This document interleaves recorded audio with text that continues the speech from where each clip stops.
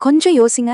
உலகத்துக்கே கருணை காட்டுற ஒருத்தர் தான் உசிரா நேசிச்ச மனைவியே எப்படி கைவிட முடியும்? ஆச்சரியமா இருக்குல்ல?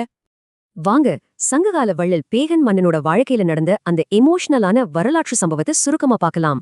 சங்க காலத்துல பேகன தெரியாத ஆளே கிடையாது. கேக்குறதெல்லாம் குடுக்கற மாபெரும் வள்ளலா மக்கள் கொண்டாடினாங்க. அவர் கருணைக்கு அளவே இல்லைங்க. குளிரில் நடுங்கின ஒரு மயிலுக்கு தன் விலை மதிப்பற்ற போர்வையையே போர்த்தியவர் பேகன். ஆனா இங்கதான் ஒரு பெரிய ட்விஸ்ட். ஊருக்கே வள்ளலான பேகன் தன் தனிப்பட்ட வாழ்க்கையில ஒரு இருண்ட பக்கத்தை வச்சிருந்தார். அவர் மனைவி கண்ணகி ரொம்பவே அன்பானவங்க. ஆனா அவங்களோட அந்த ஆரம்பகால கல்யாண சந்தோஷம் ரொம்ப நாள் நீடிக்கல.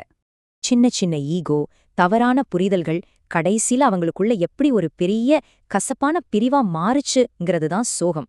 கோபத்துல பேகன் பிரிஞ்சு போக கண்ணகியோ அரண்மனைக்குள்ளேயே சாப்பிடாம பேசாம தனிமையில ரொம்பவே வேதனைப்பட்டாங்க. இந்த சமயத்துல தான் கதையில ஒரு ஹீரோ என்ட்ரி. புகழ்பெற்ற தமிழ் புலவர் கபிலர் இந்த சிக்கலை தீர்க்க முடிவு செஞ்சார்.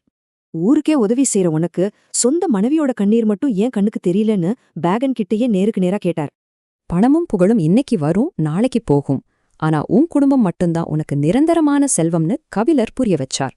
கபிலர் சொன்ன இதே கருத்தை பரணர், அரசியல் கிழார்னு மத்த புலவர்களும் ஒன்னு சேர்ந்து மன்னனுக்கு ஆழமா எடுத்துச் சொன்னாங்க. சிம்பிளான லாஜிக் தாங்க. கோபம் நம்மள தூரமாக்கும், ஆனா மன்னிப்பு மட்டும்தான் உடைஞ்ச உறவுகளை மறுபடியும் முழுமையா ஒன்றிணைக்கும். புலவர்களோட இந்த சாட்டையடி வார்த்தைகள் பேகனோட ஈகோவை உடைச்சு சுக்கு நூறாக்கிடுச்சு. தம் பிடிவாதத்தை நினைச்சா அவன் ரொம்பவே குற்ற உணர்ச்சி அடைஞ்சான். நேரா கண்ணகி கிட்ட ஓடின பேகன் கோபத்துல பெரிய தப்பு பண்ணிட்டேன், தயவு செஞ்சு என்ன மன்னிச்சிடுன்னு மனசார கேட்டான். இங்கதான் கண்ணகியோட பெருந்தன்மை தெரியுது. அவங்களோட இத்தனை நாள் துயரமும் ஒரே நிமிஷத்துல மன்னிக்கிற மகிழ்ச்சியான கண்ணீரா மாறிடுச்சு. மறுபடியும் ஒன்னு சேர்ந்து அந்த தம்பதி தங்களோட நாட்டை முன்னவிட ரொம்பவே அன்பாகவும் அதிக கருணையோடும் ஆட்சி செஞ்சாங்க. இந்த வரலாற்று சம்பவம் நமக்கு உணர்த்துறது ஒன்னே ஒண்ணுதான்: விட்டுக் கொடுப்பதும் குடும்ப ஒற்றுமையும் தான் ஒரு மனுஷனுக்கு உண்மையான செல்வம். உங்ககிட்டயே ஒரு கேள்வி கேக்குறேன்.